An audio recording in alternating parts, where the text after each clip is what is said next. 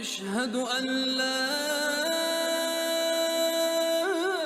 إله. Drodzy Państwo, dzisiaj przedstawię dziesiątkę najsłynniejszych czy największych, zwał jak zwał, muzułmanów w historii Wojska Polskiego. Dokładnie, nikt z Was się nie przesłyszał. 4 nazwiska bodajże będą się powtarzały w tym filmie względem wideo, które publikowałem wcześniej, wideo o najsłynniejszych muzułmanach w historii naszego kraju w ogóle. Także jeżeli zainteresowani jesteście również tym filmem, poczekajcie na koniec tego wideo lub kliknijcie od razu w link, który gdzieś tam wyświetla się nad moją głową, link czy karta. A tymczasem nie przedłużamy i jedziemy z listą top 10 muzułmanów w historii polskiej armii. Zaczynamy od miejsca 10, czyli Sinatullah Habibulin. Habibulin, tak, trudne nazwisko, był tatarskim duchownym muzułmańskim, który odegrał kluczową rolę w organizacji życia religijnego muzułmanów w Polsce w okresie międzywojennym. Habibulin urodził się w miejscowości Kamiko w guberni Niżegrodzkiej w Rosji. Przed I wojną światową Habibulin służył w armii rosyjskiej, stacjonując w garnizonie warszawskim. Od 1914 roku samodzielnie pełnił posługę duszpasterską wśród rannych żołnierzy muzułmańskich przebywających w szpitalach. Po odzyskaniu przez Polskę niepodległości w latach 1919-1921 Habibulin pełnił obowiązki kapelana muzułmańskiego w Wojsku Polskim. Początkowo wszystkie modlitwy odbywały się w jego mieszkaniu przy ulicy Nowy Świat 72/2, czyli w Pałacu Staszica. W 1919 roku Ministerstwo Spraw Wojskowych powołało sekcję religijno-wyznaniową obejmującą wyznania niekatolickie. Habibulin został mianowany naczelnym mułłą wojskowym w stopniu kapitana i był odpowiedzialny za posługę religijną wśród żołnierzy muzułmańskich. Do jego obowiązków należało prowadzenie modlitw, udzielanie ślubów, chowanie zmarłych oraz nauczanie zasad islamu. Po zakończeniu wojny polsko-bolszewickiej Habibulin został zdemobilizowany. Mimo to nadal angażował się w życie religijne warszawskiej społeczności muzułmańskiej. Numer 9. Ali Ismail Woronowicz. Ali Woronowicz urodził się w 1902 roku.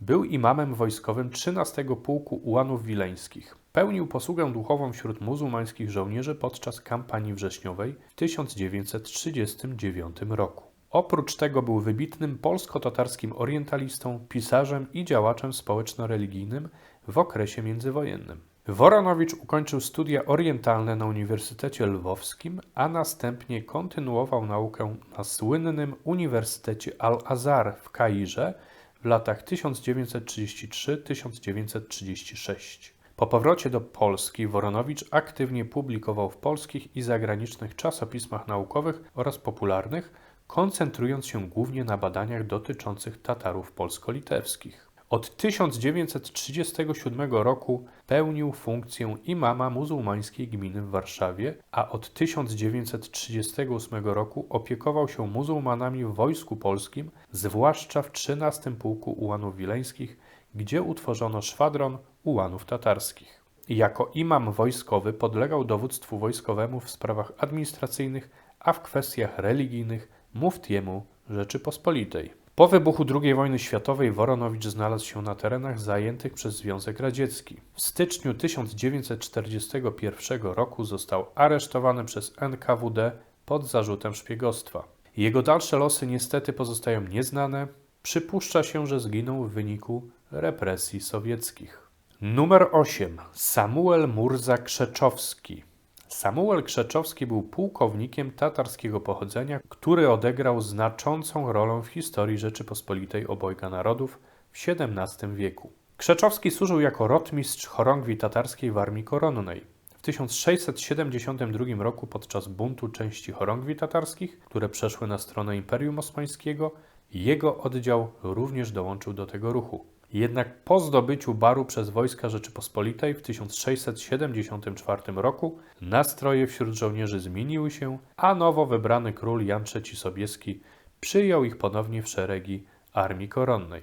Według przekazów Samuel Murza Krzeczowski uratował życie królowi Janowi III Sobieskiemu podczas bitwy pod Parkanami w 1683 roku. W uznaniu zasług wojennych i w ramach wynagrodzenia za niewypłacony żołd Jan III Sobieski nadał Tatarom, w tym Krzeczowskiemu, ziemię w ekonomiach brzeskiej, grodzieńskiej i kobryńskiej. Krzeczowski osiedlił się w Kruszynianach, gdzie wraz z innymi tatarskimi rodzinami założył prężny ośrodek muzułmański. Społeczność ta zbudowała meczet, który po raz pierwszy wspomniany jest w dokumentach z 1717 roku.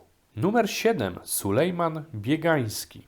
Biegański był Tatarzynem litewskim, który zasłynął jako adiutant Tadeusza Kościuszki podczas insurekcji kościuszkowskiej w 1794 roku. Sulejman był odpowiedzialny za przekazywanie rozkazów, koordynację działań oraz doradzanie Kościuszce w sprawach wojskowych. Jego obecność w sztabie naczelnika świadczy m.in. o zaufaniu, jakim darzono Biegańskiego. Niestety szczegółowe informacje na temat jego życia nie są znane. Numer 6. Aleksander Ułan. Aleksander Ułan urodził się w 1670 roku. Był oficerem pochodzenia tatarskiego, który odegrał kluczową rolę w historii polskiej kawalerii. Pochodził z litewskich Tatarów osiadłych w powiecie oszmiańskim we wsi Łostaje. Wywodził się z rodu Ułanów herbu Ułan. W 1704 roku podczas wojny domowej w Polsce Aleksander objął dowództwo tatarskiego oddziału jazdy w wojsku koronnym jako rotmistrz. W 1713 roku został awansowany na pułkownika. Podczas wojny domowej w latach 1715-1716 walczył po stronie króla Augusta II Mocnego przeciwko konfederatom tarnogrodzkim. Jego oddział składający się z 8 chorągwi, czyli około 400 żołnierzy, stał się niezawodną strażą królewską. W 1717 roku jego pułk został przeniesiony na żołd saski i nazywany był Pułkiem Tatarskim Nadwornym. W 1719 roku Ułan konwojował króla Augusta II Mocnego w drodze z Drezna do Polski. Aleksander Ułan był również właścicielem wsi Koszoły, nadanej mu przez króla w uznaniu zasług wojennych. Po śmierci ojca odziedziczył również majątek w Studziance. Od jego nazwiska, uwaga, pochodzi nazwa formacji lekkiej kawalerii, czyli Ułanów. Tak, jego żołnierze zasłynęli jako jedna z najbardziej elitarnej kawalerii w historii Polski. Zasługa w tym m.in. nowoczesnej jak na ówczesne czasy taktyki bojowej. Tatarzy atakowali bowiem wyłącznie przy zastosowaniu lanc z proporczykiem. Przeciwnicy, widząc łopoczące na wietrze chorągwie, ponoć drżeli z przerażenia. Ułani słynęli z waleczności i niebywałej odwagi. Jeszcze wiele lat po śmierci Aleksandra jego pułk nazywano Pułkiem Pana Ułana. Numer 5. Józef Bielak. Józef Bielak, herbu Bielak, urodził się w 1741 roku w Łowczycach pod Nowogródkiem. Był generałem majorem wojsk litewskich. Pochodził ze skromnego rodu tatarskiego, który w drugiej połowie XVI wieku zaczął używać nazwiska Bielak. W 1761 roku wstąpił do pułku lekkich ułanów królewskich generała Czymbaja Murzy Rudnickiego, będącego na żołdzie saskim. Walczył jako chorąży, a następnie rotmistrz podczas wojny siedmioletniej na Śląsku, w Saksonii i w Czechach. W 1763 roku został awansowany na pułkownika i odznaczony przez cesarzową Marię Teresę Złotym Orderem Wojskowym na Złotym Łańcuchu za waleczność. W tym samym roku otrzymał od króla Augusta III wieś Koszoły za zasługi wojenne. Po śmierci generała Rudnickiego w 1763 roku Bielak objął dowództwo pułku, który stał się czwartym pułkiem przedniej straży Wielkiego Księstwa Litewskiego. Podczas Konfederacji Barskiej walczył po stronie konfederatów pod komendą Kazimierza Pułaskiego przeciwko Rosjanom. W 1771 roku przeszedł na stronę króla, ale wkrótce powrócił do konfederatów i wziął udział w bitwie pod Stołowiczami. W 1772 roku został mianowany generałem majorem wojsk litewskich. Po upadku Konfederacji powrócił do Koszoł. W latach 1788-1789 tłumił bunty chłopskie na Ukrainie. W czasie wojny polsko-rosyjskiej w obronie Konstytucji 3 maja w 1792 roku dowodził litewskim korpusem Straży Przedniej, odznaczając się w bitwach pod Mirem, Zelwą i Brześciem. Za zasługi w tej kampanii został odznaczony Krzyżem Kawalerskim Orderu Virtuti Militari. Podczas insurekcji kościuszkowskiej w 1794 roku stanął na czele Korpusu Litewskiego sformowanego w Grodnie. Zmarł z przyczyn naturalnych w czerwcu 1794 roku w Studziance, gdzie został pochowany. Numer 4. Aleksander Jeliaszewicz. Jeliaszewicz, znany także jako Sasza, urodził się w 1902 roku w Wilnie w rodzinie polskich Tatarów. Jego ojciec Jan był kapitanem w armii Imperium Rosyjskiego. W latach 1912-1919 Aleksander uczęszczał do Korpusu Kadetów w Pskowie, a następnie w Kijowie. Po ewakuacji do Turcji oraz Królestwa Serbów, Chorwatów i Słoweńców ukończył w 1923 roku szkołę oficerską kawalerii. W latach 1924-1925 służył w serbskiej Straży Granicznej, po czym powrócił do Polski. Następnie wstąpił do Wojska Polskiego i rozpoczął naukę w oficerskiej szkole kawalerii w Grudziądzu. W 1928 roku został mianowany podporucznikiem i przydzielony do 4 Pułku Ułanów Zaniemeńskich w Wilnie. W 1938 roku przeniesiono go do 13 Pułku Ułanów Wileńskich w Nowej Wilejce, gdzie objął dowództwo 1 Szwadronu Tatarskiego, czyli ostatniego pododdziału jazdy tatarskiej w historii Rzeczypospolitej. Podczas kampanii wrześniowej 13 Pułk Ułanów walczył pod Piotrkowem, a następnie przeprawiał się przez Wisłę w rejonie Maciejowic. 9 lub 10 września szwadron tatarski pod dowództwem Jeliaszewicza przeprowadził szarżę na niemiecką piechotę pod Maciejowicami, co stało się symbolicznym zakończeniem epoki tatarskich jednostek kawaleryjskich w polskiej armii. Po zakończeniu II wojny światowej Jeliaszewicz osiedlił się w Gdańsku, gdzie pracował w PZU. W latach 70. został odznaczony Orderem Wojennym Virtuti Militari i awansowany do stopnia majora.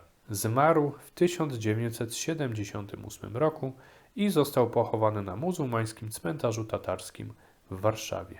Numer 3. Stefan Mustafa Abramowicz. Mustafa Abramowicz, znany jako ostatni ułan Rzeczypospolitej, urodził się w 1915 roku w Klecku w rodzinie polskich Tatarów. W 1937 roku został powołany do służby wojskowej w 1 Szwadronie Tatarskim 13 Pułku Ułanów Wileńskich, stacjonującym w Nowej Wilejce. Podczas kampanii wrześniowej jego jednostka brała udział w walkach na Mazowszu i Lubelszczyźnie. Abramowicz został wzięty do niewoli sowieckiej i osadzony w obozie jenieckim w Kozielsku. Po 2 miesiącach został skierowany do prac przymusowych przy naprawie dróg i lotnisk w rejonie Lwowa i Przemyśla, a następnie do kopalni rudy żelaza w Krzywym Rogu. W 1941 roku na mocy układu Sikorski-Majski został zwolniony z obozu i wstąpił do polskich sił zbrojnych formowanych w Związku Radzieckim pod dowództwem generała Władysława Andersa. W kwietniu 1942 roku przez port w Krasnowocku ewakuował się do Iranu, a następnie przez Irak i Palestynę dotarł do Egiptu. Początkowo służył jako elektryk pojazdów mechanicznych w szwadronowej czołówce naprawczej. Od kwietnia 1944 roku jako czołgista w 1 Pułku Ułanów Krechowieckich II Warszawskiej Brygady Pancernej II Korpusu Polskiego brał udział w kampanii włoskiej, w tym w bitwie o Monte Cassino. Po zakończeniu działań wojennych Abramowicz osiedlił się w Manchesterze w Wielkiej Brytanii. Ze względu na sytuację polityczną w powojennej Polsce nie mógł powrócić do ojczyzny. W 2000 roku został awansowany na stopień podporucznika, a w 2016 roku na porucznika. W Ministerstwie Obrony Wielkiej Brytanii przyznano mu odznaczenie wojenne Her Majesty Armed Forces Veterans Badge, przysługujące weteranom II wojny światowej walczącym u boku brytyjskiej armii wojsk sprzymierzonych ze szczególnym wyróżnieniem za udział w bitwie pod Monte Cassino. Numer 2. Aleksander Sulkiewicz. Sulkiewicz, znany również jako Iskander Mirza Duzman Bek Sulkiewicz, urodził się w 1867 roku w Skirsobolach tatarskich na Suwalszczyźnie, w rodzinie polskich Tatarów o głębokich tradycjach patriotycznych. Sulkiewicz uczestniczył w paryskim zjeździe, który powołał Związek Zagraniczny Socjalistów Polskich. Po powrocie do kraju współorganizował struktury Polskiej Partii Socjalistycznej w Wilnie. Pracując w urzędach skarbowych i celnych, zajmował się przemytem nielegalnych wydawnictw socjalistycznych z Genewy i Londynu do Królestwa Polskiego. Wspierał również litewskich działaczy narodowych, przemycając zakazane przez władze rosyjskie publikacje w języku litewskim. Dzięki swojemu pochodzeniu i zaufaniu ze strony rosyjskich władz, jego działalność konspiracyjna przez długi czas pozostawała niewykryta. Sulkiewicz odegrał także kluczową rolę w organizacji brawurowej ucieczki swojego przyjaciela, czyli Józefa Piłsudskiego, który osadzony był w szpitalu psychiatrycznym w Petersburgu. Po wybuchu I wojny światowej Sulkiewicz zgłosił się do Legionów Polskich, został tam komisarzem Polskiej Organizacji Narodowej w powiecie wieluńskim, a następnie łódzkim.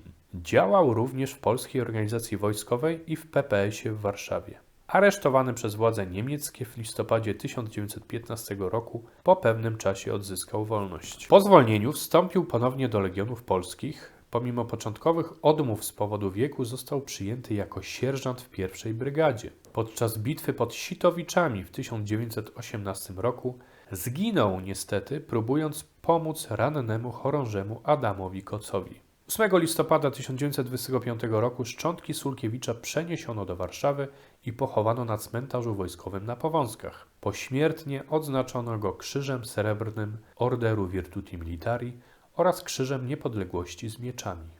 Zanim przejdziemy do numeru 1, mała ciekawostka, bonusowa postać. Nie był on nigdy w polskiej armii, ale miał polskie korzenie, nazwisko, imię i również był wojskowym. Mowa o Macieju Sulkiewiczu. Zbieżność nazwisk Macieja Sulkiewicza z Aleksanderem Sulkiewiczem jest przypadkowa. Maciej Sulkiewicz urodził się w 1865 roku i był generałem Armii Imperium Rosyjskiego, a następnie premierem Krymskiej Republiki Ludowej oraz szefem sztabu Armii Demokratycznej Republiki Azerbejdżanu.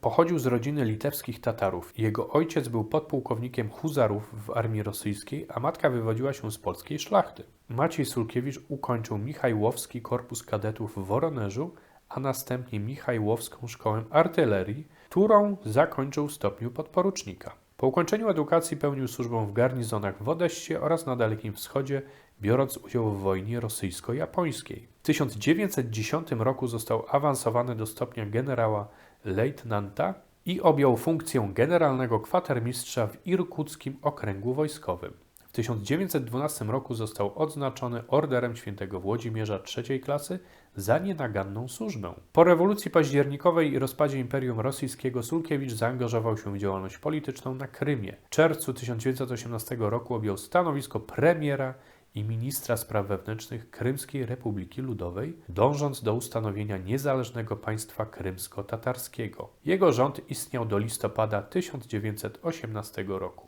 Po upadku rządu krymskiego Sulkiewicz przeniósł się do Demokratycznej Republiki Azerbejdżanu, gdzie objął stanowisko szefa sztabu armii. Wspierał organizację sił zbrojnych młodego państwa i brał udział w działaniach mających na celu obronę niepodległości Azerbejdżanu. Po zajęciu Azerbejdżanu przez bolszewików w 1920 roku Sulkiewicz został aresztowany i 15 lipca rozstrzelany w Baku.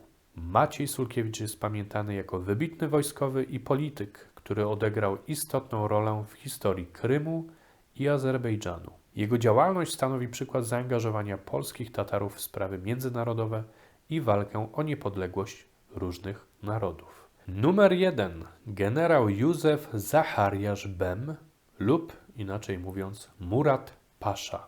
O tym człowieku i jego dokonaniach można by pewnie mówić godzinami. Skupiając się jednak na podstawach, Józef Bem urodził się w 1794 roku w Tarnowie. Był wybitnym dowódcą wojskowym, inżynierem artylerii i strategiem. Uczestniczył w najważniejszych wydarzeniach XIX wieku związanych z walką o wolność narodów. Bem rozpoczął karierę wojskową w wojskach Księstwa Warszawskiego. Brał udział w kampanii rosyjskiej w 1812 roku jako podporucznik, a potem porucznik artylerii. Po upadku Napoleona dołączył do Armii Królestwa Polskiego. W tym czasie rozwijał swoje zdolności inżynierskie, pisząc pracę o nowoczesnych technikach artyleryjskich. W czasie powstania listopadowego Bem już jako major objął dowództwo nad artylerią i zasłynął m.in. jako bohater bitwy pod Iganiami. W bitwie pod Ostrołęką Józef Bem popisał się śmiałą szarżą artyleryjską, zatrzymując rosyjskie natarcie. Awansował wtedy na pułkownika, a w obronie Warszawy odznaczony został Złotym Krzyżem Orderu Virtuti Militari